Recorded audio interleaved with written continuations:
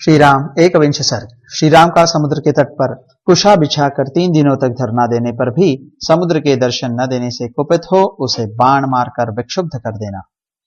तदनंतर श्री रघुनाथ जी समुद्र के तट पर कुशा बिछा महासागर के समक्ष हाथ जोड़ पूर्वाभिमुख हो वहां लेट गए।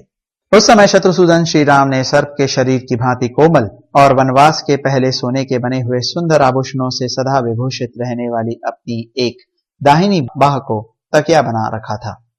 अयोध्या में रहते समय मातृकोटि की अनेक उत्तम नारियां मतलब धाएं मणि और स्वर्ण के बने हुए केयूरों तथा मोती के श्रेष्ठ आभूषणों से विभूषित अपने कर कमलों द्वारा नहलाने धुलाने आदि के समय अनेक बार श्री राम के उस बाह को सहलाती और दबाती थी। पहले चंदन और अगुरु से उनकी बाह की सेवा होती थी। प्रातः काल के सूर्य की कांति वाले लाल चंदन उसकी शोभा बढ़ाते थे। सीता हरण से पहले शयन काल में सीता का सिर उस बाह की शोभा बढ़ाता था और श्वेत शैया पर स्थित एवं लाल चंदन से चर्चित हुई वह बाह गंगा जल में निवास करने वाले तक्षक के शरीर की भांति सुशोभित होती थी। अब तक्षक पे एक टिप्पणी है।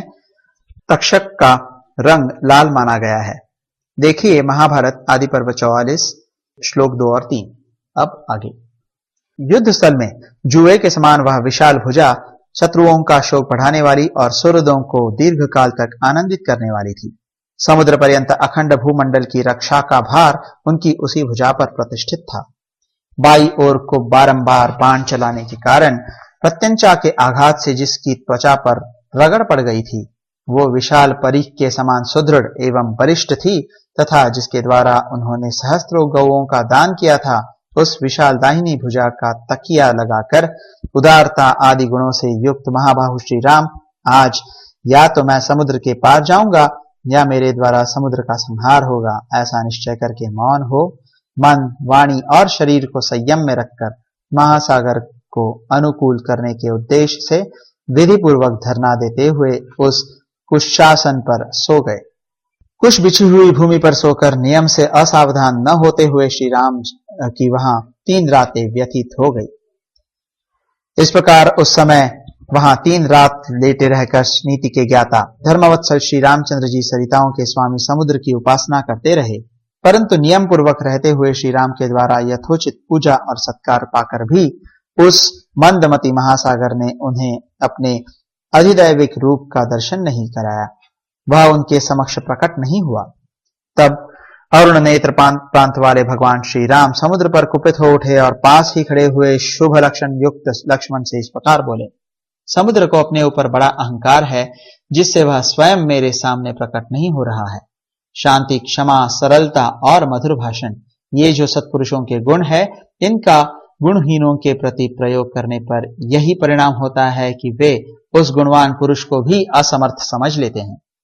जो अपनी प्रशंसा करने वाला, दुष्ट, धृष्ट, सर्वत्र धावा करने वाला और अच्छे बुरे सभी लोगों पर कठोर दंड का प्रयोग करने वाला होता है उस मनुष्य का सब लोग सत्कार करते हैं। लक्ष्मण, सामनीति मतलब शांति के द्वारा इस लोक में न तो कीर्ति प्राप्त की जाती है न यश का प्रसार हो सकता है और न संग्राम में विजय ही पाई जा सकती है।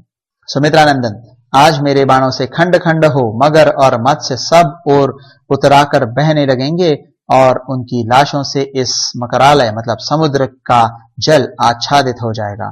तुम यह दृश्य आज अपनी आंखों देख लो। लक्ष्मण, तुम देखो कि मैं यहाँ जल में रहने वाले सर्पों के शरीर, मत्स्यों के विशाल कलेवर और जल हस्तियों के शुंड दंड के किस तरह टुकड़े टुकड़े कर डालता हूं। आज महान युद्ध ठानकर शंख और सिपाहियों के समुदाय तथा मत्स्यों और मगरों सहित समुद्र को मैं अभी सुखाई देता हूं। मगरों का निवास भूत यह समुद्र मुझे क्षमा से युक्त देख असमर्थ समझने लगा है। ऐसे मूर्खों के प्रति की गई क्षमा को धिक्कार है। सुमित्रानंदन, सामनीति का आश्रय लेने से यह समुद्र मेरे सामने अपना रूप नहीं प्रकट कर रहा है, इसलिए धनुष तथा विषधर सर्पों के समान भयंकर बाण ले आओ। मैं समुद्र को सुखा डालूंगा, फिर वानर लोग पैदल ही लंकापुरी को चलें। यद्यपि समुद्र को अक्षोभ्य कहा गया है, फिर भी आज कुपित होकर मैं इसे विक्षुब्ध कर दूंगा। इसमें सहस्त्रों तरंगे उठती रहती है, फिर भी यह सदा अपने तट की मर्यादा सीमा में ही रहता है, किंतु अपने बाणों से मारकर मैं इसकी मर्यादा नष्ट कर दूंगा। बड़े बड़े दानवों से भरे हुए इस महासागर में हलचल मचा दूंगा, तूफान ला दूंगा। यह कहकर दुर्धर्ष वीर भगवान श्री राम ने हाथ में धनुष ले लिया। वे क्रोध से आंखें फाड़ फाड़ कर देखने लगे और प्रलयाग्नि के समान प्रज्वलित हो उठे। उन्होंने अपने भयंकर धनुष को धीरे से दबाकर उस पर प्रत्यंचा चढ़ा दी और उसकी टंकार से सारे जगत को प्रकंपित करते हुए बड़े भयंकर बाण छोड़े, मानो इंद्र ने बहुत से वज्रों का प्रहार किया हो। तेज से प्रज्वलित हुए वे महान वेगशाली श्रेष्ठ बाण समुद्र के जल में घुस गए। वहां रहने वाले सर्प भय से थर्रा उठे। मत्स्यों और मगरों सहित महासागर के जल का महान वेग सहसा अत्यंत भयंकर हो गया। वहां तूफान का कोलाहल छा गया। बड़ी बड़ी तरंगमालाओं से सारा समुद्र व्याप्त हो उठा। शंख और सीपियां पानी के ऊपर छा गईं। वहां धुआं उठने लगा और सारे महासागर में सहसा बड़ी बड़ी लहरें चक्कर काटने लगी। चमकीले फन और दीप्तिशाली नेत्रों वाले सर्प व्यथित हो उठे तथा पाताल में रहने वाले महापराक्रमी दानव भी व्याकुल हो गए। सिंधुराज की सहस्त्रों लहरें जो विंध्याचल और मंदराचल के समान विशाल एवं विस्तृत थी, नाकों और मकरों को साथ लिए ऊपर को उठने लगी। सागर की उत्ताल तरंगमालाएं झूमने और चक्कर काटने लगी। वहां निवास करने वाले नाग और राक्षस घबरा गए। बड़े बड़े ग्राह ऊपर को उछलने लगे तथा वरुण के निवास भूत उस समुद्र में सब और भारी कोलाहल मच गया।